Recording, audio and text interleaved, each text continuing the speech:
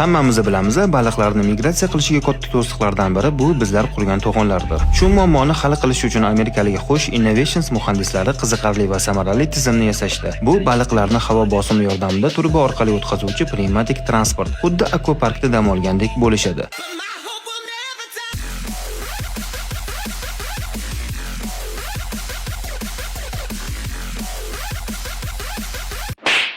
Baliqlar maxsus yo'naltiruvchi kanal orqali turba kirishiga yetib boradi va tabiiy ravishda ichkariga o'tadi. Sensorlar ularni aniqlaydi va turba ichida orqa tomondan berilayotgan havo bosimi baliqlarni oldinga harakatlantiradi. Ular 5-8 metr sekund tezlikda boshqa tomonga yetib boradi. Bemalol Amudaryodan Sirdaryoga uchib o'tolishadi. Tunnel ichida namlik doimiy bo'lib turadi, elastik qoplama baliq tanasini himoya qiladi. Jarayon qisqa, stress darajasi minimal bo'ladi. Buni yaxshi tomonlari: suv sarfi juda kam, qurilish va ekspluatatsiya arzon, ko'plab baliq turlari uchun mos, migratsiya samarali tiklaydi.